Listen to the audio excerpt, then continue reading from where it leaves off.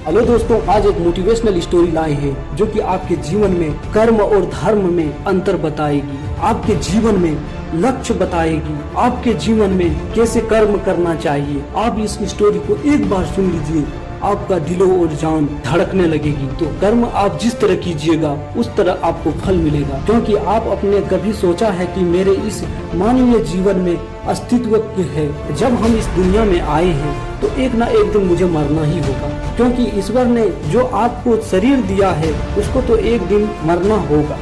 जब तुमको जान दिया है तो ये मरना होगा, ये तो सबको पता है, मगर सब इंसान समझकर, जानकर और फिर उसी में लगा रहता है। आप जिस तरह कर्म कीजिएगा उसी तरह फल पाओगे। आमतौर पर जो सकारात्मक सोच रखते हैं वो हमेशा अच्छे इंसान होते हैं, जो नकारात्मक सोच रखते हैं वो बुरा इंसान होता है। हमें किसी इंसान की सकारात्मक सोच रखना चाहिए। हमें सभी इंसान को अच्छी मार्ग पे चलने की आदेश देना चाहिए, ना कि बुरे रास्ते पे चलने। हमें अपने आप को इतना सुधारना है कि एक इंसान की दायित्व होता है अपने देश को और अपने परिवार को सुरक्षित रखने के लिए। हर मनुष्य का जन्म इस धरती पर विशेष कारण के लिए होता है, जिसे हम धीरे धीरे समय समय पर समझ जाते हैं।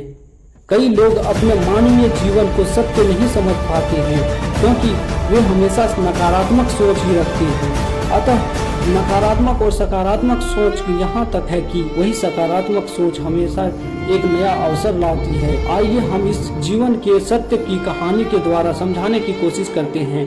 धनवान सेठ की कहानी। एक गांव में बहुत बड़ा धनवान व्यक्ति रहता था।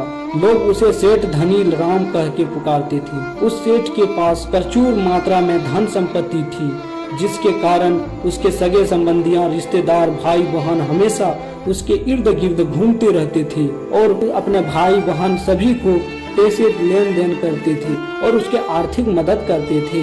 सेठ भी उसके सभी लोगों को काफी मदद करता था। तभी अचानक कुछ समय के बाद सेठ को भयानक रोग लग गया। इस भयानक बीमारी में सेठ का बहुत उपचार करवाया, बहुत ही इलाज करवाया, परंतु उस सेठ को इलाज के द्वारा उसका आखिरी सांस लिया और सेठ का मृत्यु हो गई। यमदूत उस सेठ को अपने साथ ले जाने के लिए आ गए। जैसे ही यमदूत सेठ को ले जा रहे थे, तभी सेठ थोड़े दूर जाकर यमदूत से प्रार्थना किया, कहा, महाराज मुझे कुछ मिनट के लिए कुछ टाइम दीजिए, मैं आपके साथ लौट के तुरंत आ जाऊंगा और आपके साथ चले जाऊंगा, आपकी अनुमति दे दे। सेठ लौट कर आया तो चारों ओर नजर घुमाई, वापस यमदूत के पास आकर बोला, शीघ्र चलिए यमदूत महाराज। उसे इस प्रकार साथ देखकर चलने के लिए तैयार हो गए और यमदूत चकित रह गए। यमदूत ने इसके कारण पूछा। सेठ ने निराश भरे स्वर में से कहा, मैंने हेरा फेरी करके अपार धन एकत्रित किया था, लेकिन खूब खिलाया, खूब पिलाया पूरे दुनिया वाले को, भाई बहन को, मगर परंतु जब मेरे मृत्यु हुआ तो मुझे कोई मरने से कोई दुखी नहीं था, सब धन और दौलत को बांटने के चक्कर में था। तो मैं देखकर आंख और दिल फटने लगा, तो किसी के लिए जरा भी अफसोस नहीं था। मैं सेठ की बात सुनकर यमदूत बोला कि संसार में प्राणी अकेला ही आता है और अकेला ही जाता है, इसका परिणाम स्वयं ही भुगतना पड़ता है। हम इस बात से अपने जीवन में भी देख रहे हैं।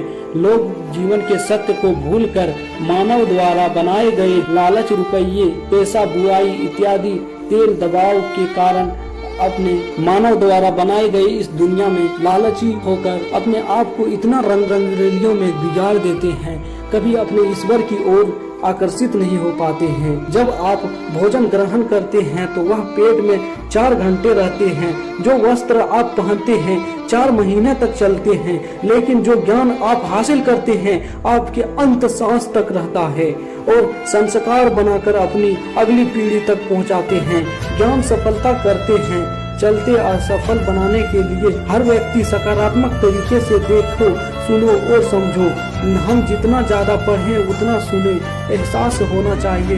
कमी दूर करने के लिए हम सफल मंजिल तक और अपने कदम बढ़ाने चाहिए। क्योंकि लेकर आया हूँ एक मोटिवेशनल स्टोरी, तो आप लोग सहमत है तो एक कमेंट कर दें। इस कहानी को सुन के आपको कैसे लगे तो एक कमेंट प्लीज कर दें और सब्सक्राइब करके कोशिश करो कि गलत काम ना करें। किसी चीज पर लेकर ज्यादा लालच नहीं होना चाहिए। लाइफ को एंजॉय करते चलो। अपने सुझाव और सवाल को ARK जुल्फी में कमेंट करके बताइए, जिससे हम इसको